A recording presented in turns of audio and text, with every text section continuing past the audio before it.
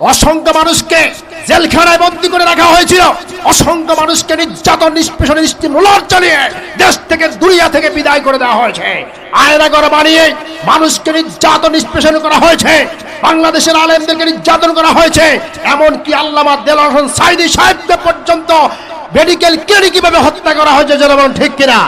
যে আল্লামা সাঈদী সারা দুনিয়ায় কুরআনুল কারীমের প্রচার করতেন, আল্লামা সাঈদী সাহেবের বক্তব্য শুনে নাফরমানরা ভালো হয়ে গিয়েছে, চোর ভালো হয়ে গিয়েছে, ডাকাতরা ভালো হয়ে গিয়েছে, বেনামাজি নামাজ ধরেছে, যারা বাবা মায়ের সাথে খারাপ আচরণ করতো ওই ব্যক্তিরা পর্যন্ত ভালো হয়েছে।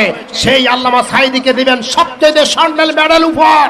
তাকে মেডেল উপহার না দিয়া তাকে গ্রেফতার করে দীর্ঘ 13টি বছর জেলখানায় রাখা হয়েছে। যারা বলেন ঠিক কিনা? প্রিয়বার আমার, নির্যাতন নিষ্পেষণের স্টেপ রোলার চালিয়েছেন, আর আল্লাহ রাব্বুল আলামিন বলেন আমার দিনের কর্মীদের উপর আঘাত লাগাবার কারণে আমি বংশশুদ্ধা সব সাপ। রাষ্ট্রীয়ভাবে সরকারি আইনের কারণে যদি এক মানুষ বাধ্যতামূলক মাস্ক পরতে পারে, এই আমাদের প্রিয় মাতৃভূমি বাংলাদেশ, লাল সবুজের পতাকা খচিত দেশ, এই দেশে যদি নামাজের আইন প্রতিষ্ঠা থাকতো তাহলে মাস্ক যেমন মানুষ আইন করার কারণে বাধ্যতামূলক করেছে, 5 ওয়াক্ত মানুষ অনাসাই বাধ্যতামূলক ভাবে পড়তো। জোরে বলেন ঠিক? থানায় ওসি সাহেবের ইমামতিতে নামাজ হবে, ওসি সাহেব নিজে ইমামতি করবেন, প্রেসিডেন্ট বঙ্গভবনে ইমামতি করবেন, ভাইস চ্যান্সেলরের ইমামতিতে ইউনিভার্সিটিতে নামাজ হবে, পুলিশ সুপারের কার্যালয়ে পুলিশ সুপার ইমামতি করবেন, এভাবে স্কুলের প্রধান শিক্ষকের ইমামতিতে ছাত্র ছাত্রী নামাজ পড়বে, কলেজের অধ্যক্ষের ইমামতিতে সেখানে ছাত্র নামাজ পড়বে। এই যদি হয় দেশের চিত্র, ওই ডিসি, ওই এসপি, ওই পুলিশ, ওই অফিসারকে পিঠে ঘুষ খাওয়াতে পারবে? দেশে 2 বছরে হাজার হাজার মামলা হয়েছে বিরোধী দলের নেতা কর্মীর উপর। জনগণ ঠিক কিনা? জনগণ ঠিক কিনা? কত মামলা! একজন আলেমের নামে 5টা, আর আমার নামে 3টা মামলা। কটা মামলা? 3টা। একজন আলেমের নামে 5টা, 7টা, 10টা, 20টা, 50টা, 150 পর্যন্ত মামলা দেওয়া হয়েছে। আমার বিরোধী দলের বিএনপির অসংখ্য ভাইদের প্রতি গায়েবী মামলা দিয়ে ওদেরকে ঘর থেকে দূরে রাখছে। আউযু বিল্লাহি মিনাশ শাইতানির রাজীম। বিসমিল্লাহির রহমানির রহিম।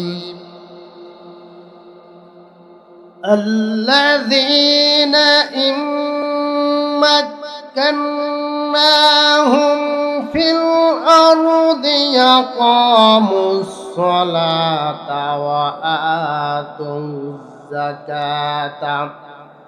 وآتوا الزكاة وأمروا بالمعروف ونهوا عن المنكر ওয়ালিল্লাহি আকিবাতুল উমুর। আল্লাহু আকবার। আমি আপনাদের সম্মুখে পবিত্র কোরআনুল কারীমের সূরা হজ্জের 41 নং আয়াতটি তেলাওয়াত করেছি। আমি সংক্ষিপ্ত বক্তব্য রাখবো এই আয়াতের আলোকে। শুরুতেই আমি এই আয়াতের অনুবাদ আপনাদেরকে বলছি। আল্লাহ তাআলা এই আয়াতে বলেন, الذين إن مكناهم في الأرض أقاموا الصلاة وآتوا الزكاة। তারাই ওই সব লোক যাদেরকে যদি আমি পৃথিবীতে ক্ষমতা দেই তাহলে তারা নামাজ কায়েম করে আর যাকাত আদায় করে, وَأَمَرُوا بِالْمَعْرُوفِ وَنَهَوْا عَنِ الْمُنكَرِ। এবং ভালো কাজের আদেশ দেয় আর মন্দ কাজ থেকে মানুষকে বিরত রাখে। ওয়ালিল্লাহি আকিবাতুল উমুর। আর সকল বিষয়ের পরিণাম আল্লাহ তাআলারই হাতে। ঠিক কিনা? এই আয়াতখানা তেলাওয়াত করার মাধ্যমে এবং অনুবাদের মাধ্যমে আপনারা সকলে বুঝেছেন, আল্লাহ তাআলা যদি কোনো রাষ্ট্রে কাউকে ক্ষমতা দান করে, বিশেষ করে কোনো মুসলমান রাষ্ট্রে যদি কোনো মুসলমানকে আল্লাহ তাআলা ক্ষমতা দান করে, তাহলে তারা কয়টা আইন পাশ করবে? 4টা। কথা বলতে হবে, কয়টা আইন পাশ করবে? 4টা। 1 নম্বরে কি আইন পাশ করবে? তারা নামাজের আইন প্রতিষ্ঠা করবে। আমাদের এই ভূখণ্ড, এই মাতৃভূমি, সুজলা সুফলা স্বর্ণ প্রসবনী সোনার বাংলাদেশ, এই বাংলাদেশে কি নামাজ এর আইন প্রতিষ্ঠিত আছে? জোরে বলুন, আছে কিনা? নামাজের আইন প্রতিষ্ঠা কাকে বলে একটু ভালো করে বুঝেন। আমাদের এই দেশে পুরুষেরা লুঙ্গি প্যান্ট সকলে পরে। জোরে বলুন ঠিক কিনা? একটা বাচ্চা থেকে শুরু করে বৃদ্ধ পর্যন্ত সকল মানুষ লুঙ্গি এবং প্যান্ট পাজামা এগুলো পরে, ঠিক কিনা? মহিলারা, আমাদের বোনেরা, তারা সালোয়ার কামিজ শাড়ি এগুলো পরে। এগুলো পরে বিদায় দেশে কোনো উলঙ্গ মানুষ খুঁজে পাওয়া যায় না। যারা বলেন ঠিক কিনা? একটা পাগলকেও যদি আপনি এখানে আশেপাশে উলঙ্গ দেখবেন না, পাগল ছাড়া কোনো ভালো মানুষ উলঙ্গ থাকে না। একটা ছোট্ট বাচ্চাকে যদি এখানে বলেন তোমাকে 1000 টাকা দেব, এখানে একটু উলঙ্গ হতো, একটা বাচ্চাও কি উলঙ্গ হবে? কারণ লুঙ্গি শাড়ি সালোয়ার কামিজ শার্ট প্যান্ট এগুলো আমাদের বাংলাদেশে প্রতিষ্ঠিত আছে বিদায় কোনো উলঙ্গ মানুষ খুঁজে পাওয়া যায় না। জোরে বলুন ঠিক কিনা? তদ্রূপ নামাজ যদি প্রতিষ্ঠিত থাকতো, তাহলে বাংলাদেশে একজন বেনামাজিও খুঁজে পাওয়া যেত না। জোরে বলুন ঠিক কিনা? আমাদের দেশে এই যে কিছুক্ষণ আগে এশারার নামাজের আজান দিল, এই মসজিদে কিছু লোক নামাজ পড়েছে আর কিছু মানুষ নামাজ পড়ে নাই। এই নামাজটা যদি আমাদের এই বাংলাদেশে আইন থাকতো, নামাজের আইন, আজান দেওয়ার সাথে সাথে সবাই মসজিদে যাবে নামাজ পড়বে, তাহলে সকল মানুষ কিন্তু অনায়াসেই আজানের সাথে সাথে মসজিদে চলে যেত। যারা বলেন ঠিক কিনা?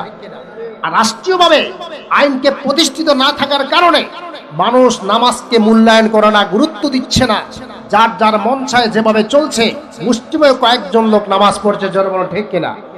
নামাজের আইন প্রতিষ্ঠা হচ্ছে রাষ্ট্রীয়ভাবে। যেমন আমাদের এই বাংলাদেশে স্বাধীনতার পর থেকে পর্যন্ত, যখন 47-এ স্বাধীন হলো বাংলাদেশ, অর্থাৎ পূর্ব পাকিস্তান পশ্চিম পাকিস্তান সব কার কাছ থেকে? ব্রিটিশদের কাছ থেকে। তখন পাকিস্তানিরা এই দেশ শাসন করছে। যারা বলেন ঠিক কিনা?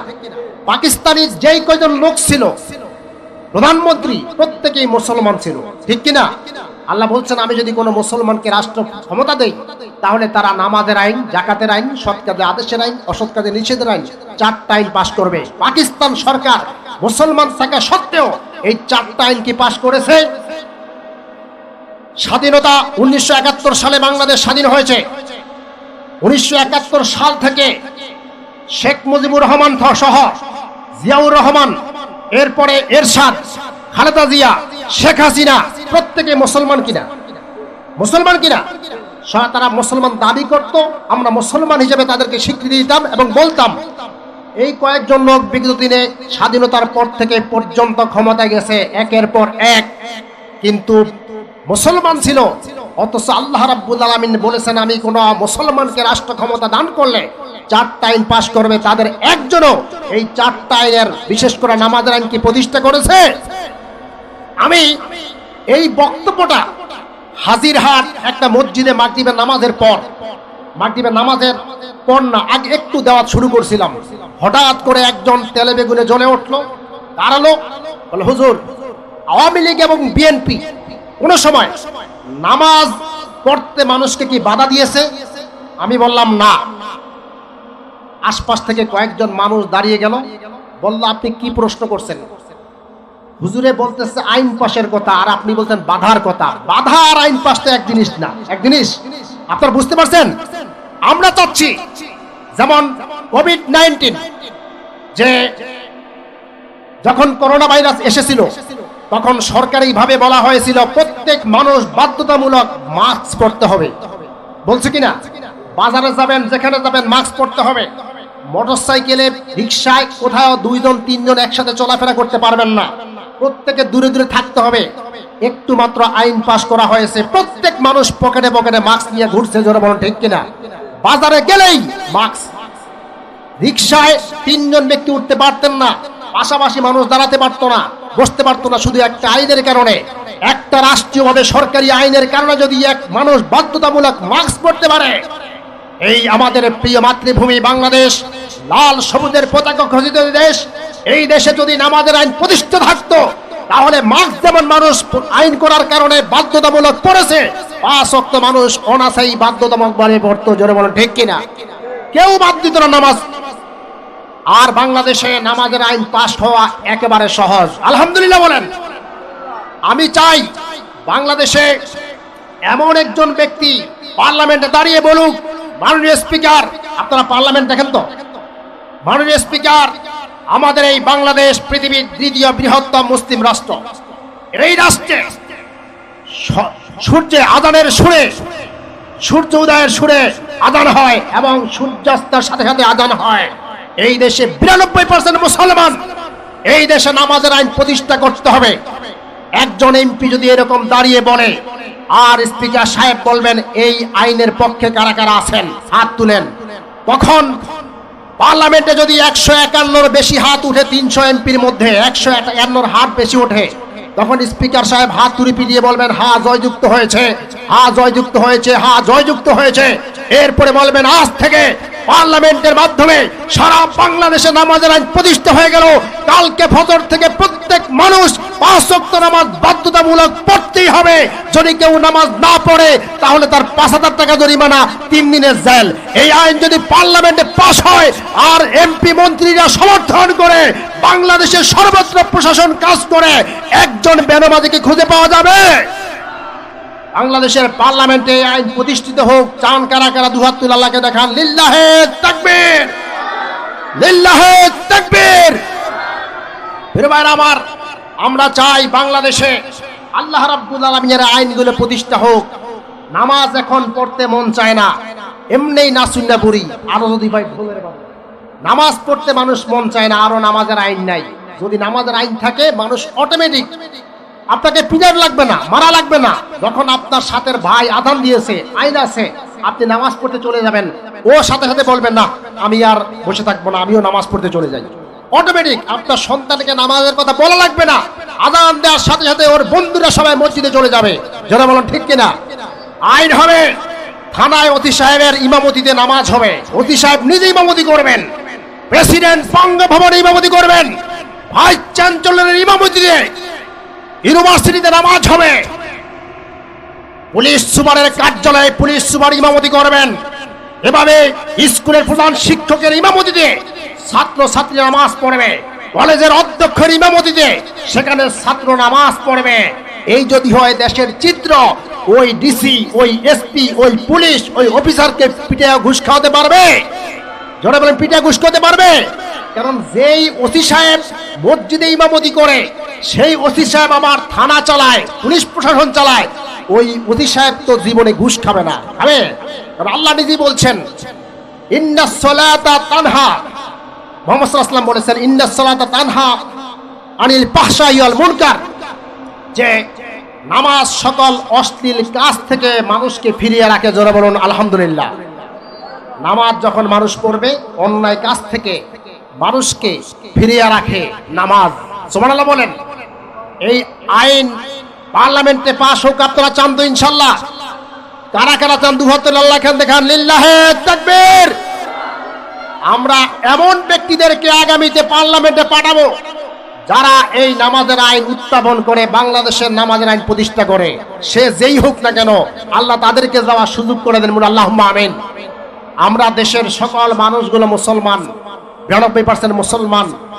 যারা বিএনপি করে, অসংখ্য এমপি যারা ছিল বিগত বছরে, মুসলমান, ঠিক কিনা? প্রিয় ভাইরা, আমরা চাই আল্লাহর আইন চাই, সৎ লোকের শাসন চাই। মানুষগুলো যদি সৎ হয়ে যায়, অসুবিধা আছে কোনো? যখন আল্লাহর আইন প্রতিষ্ঠা করতে যাবে, তখন প্রত্যেক মানুষকে কলেজে, ইউনিভার্সিটিতে, শিক্ষাঙ্গনে, মসজিদে, মাদ্রাসায়, মেডিকেলে এবং বিভিন্ন জায়গায়, প্রশাসনে, সব জায়গায় নামাজের ট্রেনিং দেওয়া হবে। সুবহানাল্লাহ বলেন। এখন যেমন একটা স্কুলে, একটা মাদ্রাসায় শিক্ষক নিয়োগ দিলে এদেরকে কিভাবে পড়াতে হবে, ছাত্রদেরকে ট্রেনিং দেওয়া হয় কিনা? 2 মাস, 3 মাস, 4 মাসের ট্রেনিং দেওয়া হয়। ইসলামী সমাজ, ইসলামী রাষ্ট্র হয়ে গেলে আল্লাহ রাব্বুল আলামিন এর প্রিয় বান্দারা বিভিন্ন জায়গায় নামাজের ট্রেনিং দেবে।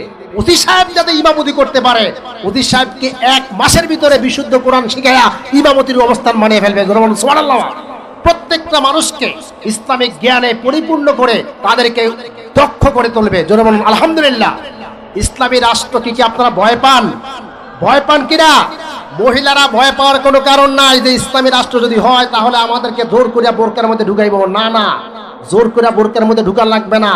ইসলামী রাষ্ট্রে হলে পরে মহিলারা এমনিতেই একটা শালীন রাষ্ট্র, ভদ্র রাষ্ট্র, ইসলামী সমাজ দেখার সাথে সাথে নিজেরাই বোরকা পরবে। আলহামদুলিল্লাহ বলেন। দেখবেন আলেমরা যখন রাস্তা দিয়ে কোথাও যায়, আমাদের মা বোনরা দেখলে ন্যূনতম কাপড়টা মাথায় দেয়, দেয় কিনা? একটু ফিরে তাকা, অন্যদিকে ফিরে থাকে, যাতে করে তার অশালীন চেহারা আলেমরা না দেখে। তার মানে হচ্ছে ইসলামী সমাজ, ইসলামী রাষ্ট্র যদি হয়, এই মহিলারই সর্বপ্রথম আগে হিজাব পরবে, সম্মানের পোশাক পরবে। আলহামদুলিল্লাহ। জোর করে পরানো লাগবে না। মানুষকে, মহিলাদেরকে সভা সেমিনার করে দাওয়াতির দেওয়ার মাধ্যমে, ইসলামিক গবেষক যারা মহিলারা আছে তারা দাওয়াত দেওয়ার মাধ্যমে তাদেরকে বুঝিয়া দিন বুঝিয়া তাদেরকে সম্মানের পোশাক পরাবে। আলহামদুলিল্লাহ বলেন। জোর করে কাউকেই অসম্মান করা হবে না, জোর করে কাউকে বোরকার মধ্যে ঢুকানো হবে না। প্রত্যেক মানুষ নিজ আত্মসম্মান থেকেই তারা ইসলামের বিধান পালন করবে। আলহামদুলিল্লাহ। তাহলে নামাজের আইন প্রতিষ্ঠা হোক, সবাই চান তো ইনশাল্লাহ? আল্লাহ তাআলা এমন ব্যক্তিদেরকে পার্লামেন্টে পাঠাবার সুযোগ করে দিন আমরা, যাতে করে তারা ইসলামের এই আইনটা, 1 নম্বর আইনটা, নামাজের আইন প্রতিষ্ঠা করতে পারে। 2 নম্বর, আল্লাহ বলছেন ওয়াতু যাকাত, যাকাত প্রতিষ্ঠা করবে। কয় নাম্বার? 2 নম্বর কি?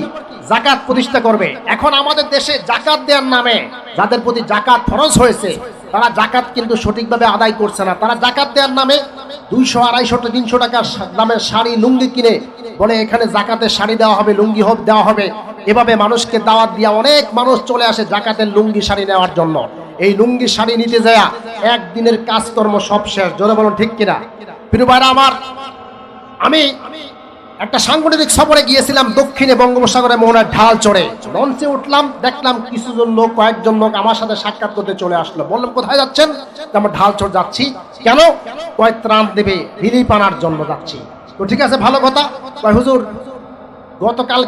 গত পরশু 3 দিন ত্রাণের জন্য গেছি, যাইতে আইতে আমাদের প্রত্যেক দৈনিক 300 টাকা করে ভাড়া এসে গেছে।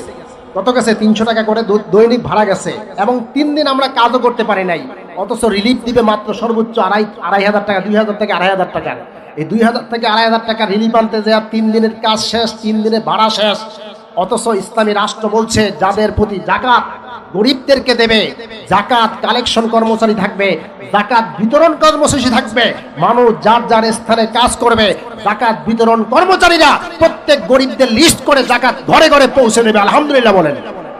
রাষ্ট্রীয়ভাবে যদি যাকাতের আইন প্রতিষ্ঠিত হয়ে যায়, গরিব দুঃখী মেহনতি সকল মানুষগুলো সুবিধা ভোগ করবে। ঋণগ্রস্ত ব্যক্তিদেরকে যাকাতের অর্থ থেকে ঋণ দেওয়া হবে, যাতে করে সে তার ঋণ পরিশোধ হয়ে যায়। অভাবগ্রস্ত মানুষকে যাকাতের অর্থ থেকে অর্থ দেওয়া হবে, এতিম মানুষকে যাকাতের অর্থ থেকে অর্থ দেওয়া হবে। এভাবে করে করে এই বাংলাদেশকে একটি দারিদ্র বিমোচন করে বাংলাদেশকে একটি স্বাবলম্বী সোনার বাংলাদেশ তৈরি করবে। জোরে বলুন সুবহানাল্লাহ। যাকাত পার্লামেন্টে আইন পাস করতে হবে। একজন এমপি দাঁড়িয়ে বলল, মাননীয় স্পিকার, আমাদের এই বাংলাদেশ সুজলা সুফলা সোনার বাংলাদেশ, এই পৃথিবীতে 92% মুসলমান, প্রায় এই মুসলমানদের মধ্যে শতকরা 20 ভাগ মানুষের উপরে যাকাত ফরজ হয়েছে। বাংলাদেশ ব্যাংক, সোনালী ব্যাংক, রূপালী ব্যাংক, জনতা ব্যাংক, ইসলামী বাংলাদেশ লিমিটেড, যত ব্যাংক আছে, এই ব্যাংকে ধনীদের লক্ষ কোটি কোটি টাকা রয়েছে। এই টাকাগুলো থেকে যদি যাকাত দেয়া হয় বাংলাদেশের গরিব দুঃখী মেহনতি মানুষকে, এই মানুষগুলো অল্প সময়ের ভিতরে বাংলাদেশের স্বাবলম্বী হয়ে যাবে। জোরে বলুন সুবহানাল্লাহ। তাহলে এই আইন চাই কারা? স্পিকার সাহেব বলবেন এই বিলের পক্ষে আছেন কারা কারা? তার বিলের পক্ষে 151 বেশি হাত উঠবে, আর স্পিকার সাহেব বলবেন হাতুড়ি পিটিয়ে, হা জয়যুক্ত হয়েছে, হা জয়যুক্ত হয়েছে, হা জয়যুক্ত হয়েছে। এরপরে সর্বত্র ঘোষণা হয়ে যাবে, প্রত্যেক ধনী ব্যক্তি ব্যাংকে অথবা ঘরে জমানো যত টাকা আছে প্রত্যেক টাকা হিসাব করে শতকরা 2.5% হারে যাকাত দিতে হবে সরকারি কোষাগারে। যদি আগামী 1 সপ্তাহের মধ্যে যাকাত দেওয়া না হয় তার সম্পদ ক্রয় করা হবে। এই যদি হয় আইন, বাংলাদেশের একজন ধনীও কি যাকাত দিতে অস্বীকার করবে? কারণ যাকাত দিলে ধনীদের সম্পদে বরকত বাড়ে। কি বলে? ধনীদের সম্পদ বরকত হয়, ধনীদের সম্পদের নিরাপত্তা হয়, ধনীদের সম্পদ আল্লাহ তাআলা আরো বাড়িয়ে দেন। সুবহানাল্লাহ। যাকাত দিলে কখনো গরিব হয় না। ধনী মানুষরা মনে করেন না ইসলামী রাষ্ট্র হলে পরে আমাদেরকে শতকরা 2.5% যাকাত দিতে হবে বাধ্যতামূলক, এটা দিলে আমাদের সম্পদ কমে যাবে। এটা কমে না, যাকাত শব্দের অর্থই বৃদ্ধি পাওয়া। সুবহানাল্লাহ বলেন। আপনি যদি আপনার সম্পদের সঠিক ব্যবহার করে যাকাত দেন, তাহলে আল্লাহ রাব্বুল আমিন আপনার সম্পদকে নিরাপত্তা দান করবেন এবং এই সম্পদকে আরো বহুগুণে বৃদ্ধি করে দিবেন। সুবহানাল্লাহ বলেন। ওমর রাদিয়াল্লাহু তাআলা আনহু এর রাজ্যে ঘোষণা করলেন, আমার এই রাজ্যে আগামী 1 সপ্তাহের মধ্যে যারা যাকাত দিতে অস্বীকার করবে, যাকাত দেবে না, তাহলে এই হাতের চাবুক দিয়ে পিঠের চামড়া উঠিয়ে ফেলব। ওমর রাদিয়াল্লাহু তাআলা আনহুর ঘোষণার সাথে সাথে তার রাজ্যে, সমস্ত রাজ্যে সর্বত্র ধনী ব্যক্তিরা যাকাতের টাকা হিসাব করে, কেউ 1 বস্তা, কেউ 2 বস্তা যাকাতের টাকা হিসাব করে গরিব খুঁজতেছে। মানুষ কোথায় আছে গরিব, কোথায় আছে গরিব? সুবহানাল্লাহ বলেন। একজন গরিব যাকাতের 1 বস্তা টাকা নিয়ে গরিব খুঁজতেছে 1 সপ্তাহ। যাকাতের অর্থ গরিবকে দেবে, খুঁজতে খুঁজতে সে ক্লান্ত হয়ে গেল। এক পর্যায়ে একটা গাছের নিচে দেখলো একজন ব্যক্তি শুয়ে আছে, তার মাথার নিচে একটা বস্তা, আর কোলের মধ্যে একটা বস্তা, পায়ের নিচে একটা বস্তা। 1 বস্তা টাকা নিয়ে, যাকাতের অর্থ নিয়ে যেই ব্যক্তি 1 সপ্তাহ ঘুরতেছে, সেই ব্যক্তি চিন্তা করতেছে আল্লাহ বাঁচাইছে, ওমরের পিঠার হাত থেকে সম্ভবত একটা গরিব মানুষ পাইছি, এই গাছের নিচে শুয়ে আছে, তার মাথায় সম্ভবত ছেঁড়া খাতার বস্তা, পায়ের নিচে হয়তো ছেঁড়া খাতার বস্তা, কোলের মধ্যে ছেঁড়া খাতার বস্তা। এই মুহূর্তেই তাকে আমি যাকাতের অর্থটা দিয়া ওমরের পিঠার থেকে বাঁচতে পারবো, এই চিন্তা করে তার কাছে যে বিনয়ের সুরে ডাকেন, ও ভাই, ও ভাই, তুমি একটু দাঁড়াও। ওমর রাদিয়াল্লাহু তাআলা আনহুর চাবুকের আঘাত থেকে আমার যাকাতের টাকা নিয়ে আমাকে একটু বাঁচাও। ওই ব্যক্তি ঘুম থেকে উঠে বললেন, ব্যাপার কি? তুমি আমাকে যাকাতের টাকা সাধো কেন? 1 সপ্তাহ পরিমাণ 1 বস্তা টাকা নিয়ে যাকাত দেওয়ার জন্য মানুষ খুঁজতেছি, গরিব খুঁজতেছি, একটা গরিব পাই নাই, তোমাকে পাইছি, তুমি আমার যাকাতের টাকার বস্তাটা নাও। ওই ব্যক্তি বলতেছে, মিয়া বাতরামি করো, তুমি মনে করতেছো আমার এই বস্তার মধ্যে ছিঁড়া খাতা? আরে মিয়া, তুমি 1 সপ্তাহ পরিমাণ যাকাতের অর্থ নিয়ে 1 বস্তা টাকা নিয়ে গরিব খুঁজতেছো, আর আমি 1 মাস পর্যন্ত 3 বস্তা টাকা নিয়ে যাকাত দেওয়ার জন্য গরিব খুঁজতেছি, একটা গরিব পাই না। আল্লাহু আকবার বলেন। এই ছিলেন যাকাত ভিত্তিক অর্থনীতি। কোন রকম মানুষ কোনো না খেয়া থায় নাই, প্রত্যেক মানুষ খেয়ে পুরে সুখে শান্তিতে বসবাস করছেন ওমরের যুগে। সুবহানাল্লাহ বলেন। ওমর রাদিয়াল্লাহু তাআলা বললেন, ভাই ওমর, ভাই আবু বকর, 2 বছর পার হয়ে গেল, আমাকে প্রধান বিচারপতির আসনে বসাইলা, 2 বছর হয়ে গেল, একটা মামলাও আমার কাছে আসে নাই, খালি খালি বিচারকের আসনে বসায়া আমার লাভটা কি, দরকারটা কি? খালি খালি আমাকে বেতন দাও। আবু বকর রাদিয়াল্লাহু তাআলা আনহু বললেন, কারণ কি? তোমার কাছে 2 বছরের ভিতরে একটা মামলাও আসে নাই, ব্যাপারটা কি? চিন্তা করছেন? 2 বছরে একটা মামলাও আসে নাই, আর আমাদের দেশে 2 বছরে হাজার হাজার মামলা হয়েছে বিরোধী দলের নেতা কর্মীর উপরে। জনগণ ঠিক কিনা? জনগণ ঠিক কিনা? কত মামলা! একজন আলেমের নামে 5টা, আর আমার নামে 3টা মামলা। কটা মামলা? 3টা। একজন আলেমের নামে 5টা, 7টা, 10টা, 20টা, 50টা, 150 পর্যন্ত মামলা দেওয়া হয়েছে। আমার বিরোধী দলের বিএনপির অসংখ্য ভাইদের প্রতি গায়েবী মামলা দিয়ে ওদেরকে ঘর থেকে দূরে রাখছে। যারা বলেন ঠিক কিনা? আপনারা দেখেছেন তো, অসংখ্য মানুষকে জেলখানায় বন্দী করে রাখা হয়েছিল, অসংখ্য মানুষকে নির্যাতন, নিষ্পেষণ, স্টিমুলার চালিয়ে দেশ থেকে, দুনিয়া থেকে বিদায় করে দেওয়া হয়েছে। আয়নাঘর বানিয়ে মানুষকে নির্যাতন, নিষ্পেষণ করা হয়েছে, বাংলাদেশের আলেমদেরকে নির্যাতন করা হয়েছে, এমনকি আল্লামা দেলোয়ার হোসেন সাঈদী সাহেবকে পর্যন্ত মেডিকেল ক্লিনিক ভাবে হত্যা করা হয়েছে। যারা বলেন ঠিক কিনা? যে আল্লামা সাঈদী সারা দুনিয়ায় কুরআনুল কারীমের প্রচার করতেন, আল্লামা সাঈদী সাহেবের বক্তব্য শুনে নাফরমানরা ভালো হয়ে গিয়েছে, চোর ভালো হয়ে গিয়েছে, ডাকাতরা ভালো হয়ে গিয়েছে, বেনামাজি নামাজ ধরেছে, যারা বাবা মায়ের সাথে খারাপ আচরণ করতো ওই ব্যক্তিরা পর্যন্ত ভালো হয়েছে। সেই আল্লামা সাঈদীকে দিবেন সবচেয়ে স্বর্ণের মেডেল উপহার। তাকে মেডেল উপহার না দিয়া তাকে গ্রেফতার করে দীর্ঘ 13টি বছর জেলখানায় রাখা হয়েছে। যারা বলেন ঠিক কিনা? প্রিয়বার আমার, নির্যাতন, নিষ্পেষণের ইস্তেমরোলাদ চালিয়েছেন, আর আল্লাহ রাব্বুল আলামিন বলেন, আমার দিনের কর্মীদের উপর আঘাত লাগাবার কারণে আমি বংশশুদ্ধা সব সাফ করে দেই। আল্লাহ রাব্বুল আলামিন এক পর্যায়ে এমন করা করছেন, বাংলাদেশের ছাত্র জনতার আন্দোলনে এমন তীব্র আন্দোলনের পর্যায়ে চলে গেলে এক পর্যায়ে বাংলাদেশ ছেড়ে দিল্লি পলায়ন করতে হয়েছে। যারা বলেন ঠিক কিনা? আজও যারা আল্লাহর দ্বীনের কর্মীদের প্রতি আঘাত লাগাবার কারণে আঘাত লাগাবে, আল্লাহ রাব্বুল আলামিন তাদের কাউকে ছাড়বেন না। যারা বলেন ঠিক কিনা? ওরা চাইবে মুখের ফুৎকার দিয়ে আল্লাহর অগ্নিকে, আল্লাহর আলোকে, কোরআনকে, ইসলামকে মুখের ফুৎকার দিয়ে নিভিয়ে দিতে। আল্লাহ বলছেন না, না, পারবে না। ওদের তোমাদের ফুৎকার দিয়ে আমি আমার কোরআনুল কারীমের আলোকে, ইসলামের নূরকে আরো প্রজ্বলিত করে দেব। ঠেকাবার কারো শক্তি নাই। যারা বলেন ঠিক কিনা? ওরা যতই দুনিয়ার বুকে মানুষকে নির্যাতন নিষ্পেষণ করুক, আল্লাহ যখন ধরবেন এক থাপ্পড় মেরে ক্ষমতার মস্তক থেকে ছিনিয়ে নেবেন। যারা বলেন ঠিক কিনা? সেই আল্লাহ আছে না নাই?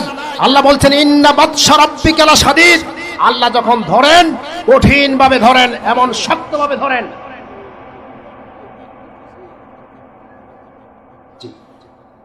এমন শক্তভাবে ধরেন, তার কাছ থেকে ছিনিয়ে নিতে কেউ পারে না। যারা বলেন সুবহানাল্লাহ।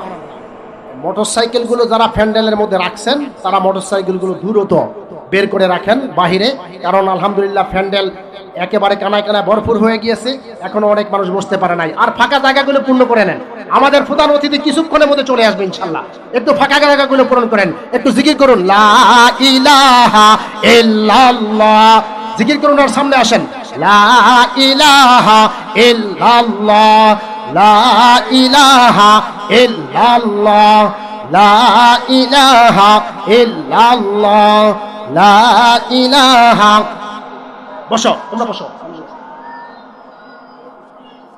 জি, সামনের দিকে, একটু সামনে দিয়ে পিছনের ভাইদেরকে একটু জায়গা করে দেন। আল্লাহ তাআলা আপনাদেরকে জান্নাতে জায়গা করে দিবেন। সুবহানাল্লাহ বলেন। এখানে বসতেন একটু গরম লাগছে তো, কিন্তু এই গরমটা একটু ছেড়ে দেন, পিছনের ভাইদেরকে জায়গা করে দেন। আল্লাহ আপনাদেরকে জান্নাতে জায়গা করে দেবে। যারা বলেন সুবহানাল্লাহ। একটু সামনে আসেন। লা ইলাহা ইল্লাল্লাহ। তো সম্মানিত উপস্থিতি, বলতে চেয়েছিলাম একটি রাষ্ট্রে আল্লাহ যদি কোনো মুসলমানকে ক্ষমতা দেন, তাহলে তারা 2 নম্বর আইন পাশ করবে, কি? যাকাতের আইন পাশ করবে। আপনারা বাংলাদেশে যাকাতের আইন পাশ হোক। কারা কারা চান? 2 হাত তুলে আল্লাহকে দেখান। লিল্লাহে তাকবীর। হাত নামান। 3 নম্বর আইন সৎ কাজে আদেশের আইন। যত বেশি ভালো কাজ করা যায়, সৎ কাজের আদেশের আইন। এই যে ওয়াজ মাহফিল এখন আমরা সবাই পকেটের টাকা দিয়ে আমরা করি না, আপনারা টাকা দেন, অর্থ দেন, কমিটিতে অর্থ দেয়, অনেক মানুষ আপনারা সহায়তা করেছেন। আল্লাহর মেহেরবাড়িতে আল্লাহ আপনাদেরকে অনেক বাড়িয়ে দিবেন। এই যে আপনারা খাবারের আয়োজন পর্যন্ত করেছেন, আলহামদুলিল্লাহ বলেন। জি, আপনাদের এলাকার মানুষগুলোকে আল্লাহ রাব্বুল আলামিন জান্নাতে যাজায়ে খায়ের দান করুক, আল্লাহুম্মা আমিন।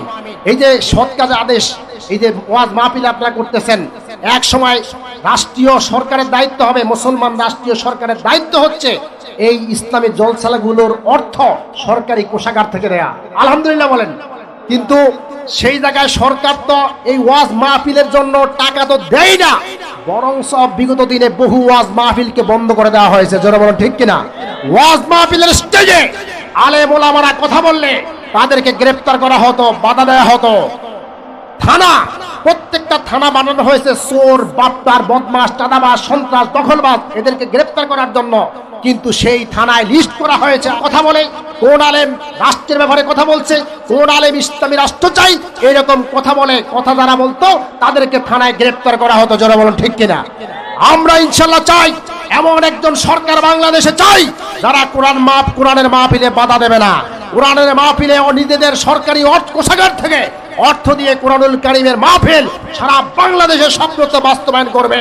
আর মানুষকে দিন বুঝিয়া বুঝিয়া, ইসলাম বুঝিয়া বুঝিয়া, দিন শিক্ষা দিয়া দিয়া প্রত্যেকটা মানুষকে ইসলামী রাষ্ট্রের জন্য দক্ষ বানাবে। বলুন আল্লাহুম্মা আমিন। কারা কারা চান সৎ কাজে আদেশের আইন হয়ে যাক? লিল্লাহে তাকবীর। হাত নামান। 4 নম্বর আইন হচ্ছে অসৎ কাজে বাধা দেয়া। অসৎ কাজে কি? যেখানে অসৎ কাজ দেখবেন সেখানেই বাধা দেয়া। এইটা দায়িত্ব রাষ্ট্রের, আমরা তো করবই। দায়িত্ব কার? রাষ্ট্রের। রাষ্ট্র যদি বাধা না দেয় তাহলে রাষ্ট্র গুনাহগার হবে, কিন্তু আমরা তো বাধা দিতে হবে। দিতে হবে কিনা? যেমন আপনি দেখেন, এখানে ধরেন একজনে, এই এলাকার কিছু যুবকরা ওয়াজ মাহফিল না করিয়া তারা কি করলো? একটা নাট্য মঞ্চ বানাইলো। কি করলো? নাটকের মঞ্চ বানাইলো, বিভিন্ন শিল্পী, গায়ক গায়িকা, নায়ক নায়িকা এদেরকে নিয়ে নাচ গান ড্যান্সের আসর করলো। এই আসর ভাঙতে হলে আমরা এখানে মুষ্টিময় কয়েকজন লোক যাইলে কি আসর ভাঙবে? বরংস যদি এই এলাকার চেয়ারম্যান সাহেব, এই এলাকার নেতৃবৃন্দ এবং সরকারের দলের লোকেরা এবং সরকারের পক্ষ থেকে পুলিশ প্রশাসন যদি যায় সেখানে বাধা দেয়, তাহলে তাদের বাধা মানতে বাধ্য। জোরে বলুন ঠিক কিনা? আর যদি আমরা এই মোল্লা মুন্সিরে একটু মোটামুটি যাই, ভাই জাহান্নামের ভয় দেখায়, ভাই একটু বন্ধ করেন, বন্ধ করবেন, হুজুর মিয়া পারলে আমাকে টাকা টুকা দেন, বাজ্যা গুমজান, আমরা সারা রাত হাঁস পাটি করবো, আর কি করব, এই ড্যাক্সেট বাদামো, পারলে কিছু করেন, ঠেকান, বলবে কিনা? আর যদি এলাকার নেতৃবৃন্দ, থানা প্রশাসনের লোকেরা রোল হাতে নিয়া, লাঠি হাতে নিয়া দুই সাইডে বাড়ি দেয়, সব চিৎ পটাং এক দৌড় মারবে, সব কিছু বন্ধ করে দেয়। জোরে বলুন ঠিক কিনা? অশ্লীল সিনেমার পোস্টার যেখানে পাও ছিঁড়ে ফেলো, অশ্লীল সিনেমা যেখানে পাও বন্ধ করে দাও, অশ্লীল গান বাজনা যেখানে হবে সব বন্ধ করে দাও। রাষ্ট্রীয়ভাবে যদি আইন হয় সব বন্ধ হয়ে যাবে। জোরে বলুন ঠিক কিনা? বিয়ের সময় যুবকরা ড্যাক্সেট বাজান, আমি ড্যাক্সেটের বিপক্ষে না, তবে আমি গান বাজনা এগুলোর বিপক্ষে। আমি চাই ওই ড্যাক্সেট দিয়া আপনি অসংখ্য বিবাহের ইসলামী সঙ্গীত আছে এগুলো বাজান, অসংখ্য বিবাহের ইসলামিক ওয়াজ আছে, বক্তব্য আছে বাজান, স্বামী স্ত্রীর অধিকার সংক্রান্ত অসংখ্য বক্তব্য আছে সেগুলো বাজান, আমি তো নিষেধ করি না। তারপরে থাল তাগাড়ি, এক মুখে ঢোল এগুলো পিটান, আনন্দ ফুর্তি ইসলামে জায়েজ আছে, সুবহানাল্লাহ বলেন। কিন্তু ইসলামের সীমারেখা অতিক্রম করা যাবে না, লঙ্ঘন করা যাবে না। একজনের একটু পানি ছিটা দেন না, অসুবিধা কি? একজনের একটু স্বাভাবিক দৌড়ে একটু আলতা মেরে দেন, অসুবিধা নাই, কিন্তু লিমিট ক্রস করা যাবে না। ইসলাম যতটুকু বিয়েতে আনন্দ দিচ্ছেন অতটুকুই করতে হবে, এর বাইরে করা যাবে না। এজন্য আপনারা চান বাংলাদেশে এমন একজন সরকার আল্লাহ তাআলা দান করুক যিনি অসৎ কাজে বাধা দিবেন, অসৎ কাজের আইন বাংলাদেশের পার্লামেন্টে পাশ করবেন। কারা কারা চান দুই হাত তুলে আল্লাহকে দেখান, লিল্লাহে তাকবীর, লিল্লাহে তাকবীর। হাত নামান প্রিয় ভাইরা আমার। পাশাপাশি এই কোরআনুল কারীম সারা বাংলাদেশে প্রত্যেক ছাত্র ছাত্রীদের সিনায় চলে যাক। আপনারা চান তো? ইনশাল্লাহ আমরা চাই 2025 সালে এবং 26 সালে এই সকল শিক্ষানীতিতে বাধ্যতামূলক কোরআনুল কারীম এবং হাদিসের শিক্ষা স্কুল, কলেজ, ইউনিভার্সিটি সর্বত্র দেওয়া হোক। আপনারা চান কিনা? যদি স্কুলে বাধ্যতামূলক কোরআন এবং হাদিস দেওয়া হয় এবং ওই অনুযায়ী ওই সাবজেক্ট পড়ানোর জন্য শিক্ষক নিয়োগ দেওয়া হয়, আমার কোমলমতি একজন ছাত্র ছাত্রীও স্কুল থেকে স্কুলে পড়বে, কিন্তু কোরআনুল কারীমের শিক্ষা থেকে বঞ্চিত হবে না। জনগণ ঠিক কিনা?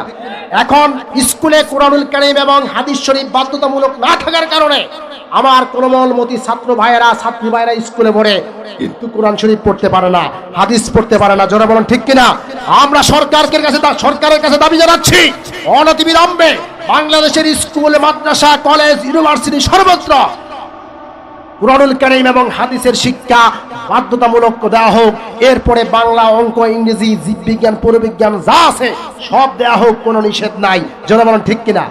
সহজে বলি আপনাদেরকে, আচ্ছা আপনারা সকালবেলা খালি পেটে কেউ যদি কাঁচা শশা খায়, কাঁচা পেঁয়াজ খায়, এরপরে পেট ভরে কোরমা, পোলাও, বিরিয়ানি ভালো করে খায়, ঢেকুর আসলে কোন ঢেকুরটা আগে আসবে? কাঁচা পেঁয়াজ এবং কাঁচা শশার যেটা খালি পেটে প্রথম খেয়েছে। জনগণ ঠিক কিনা? তদ্রূপ আপনার সন্তানকে সর্বপ্রথম আপনি কোরআনুল কারীমের, হাদিস শরীফের জ্ঞান দেন, এরপরে বাংলা, ইংরেজি, অঙ্ক, পদার্থ, রসায়ন, জীববিজ্ঞান, পরিবিজ্ঞান, অর্থবিজ্ঞান সবকিছু দেন। আপনার সন্তান ঢেকুর মারলে কোরআনের ঢেকুর মারবে। জোরে বলুন সুবহানাল্লাহ। আপনার এই সন্তান জীবনে নাস্তিক হবে না। আপনার এই সন্তান জীবনে আপনাকে ওল্ড পিপল সেন্টারে, বুড়াবুড়ির এতিমখানায় আপনাকে পাঠাবে না। আপনার সন্তান কোরআনুল কারীম এবং হাদিস শিক্ষা থাকার কারণে আপনি বৃদ্ধ হলে আপনার সঠিক মর্যাদা দেবে। জোরে বলুন ঠিক কিনা?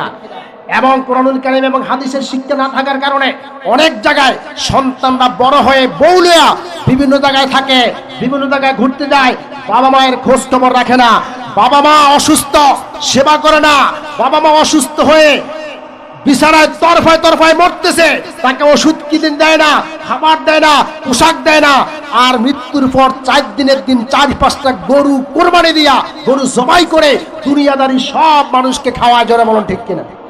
ঠিক কিনা? এটা কি করা যাবে? এটা করা যাবে না।